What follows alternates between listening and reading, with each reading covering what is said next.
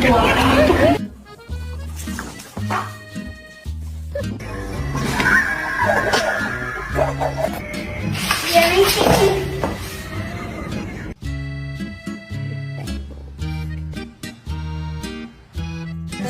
in my head and they won't go.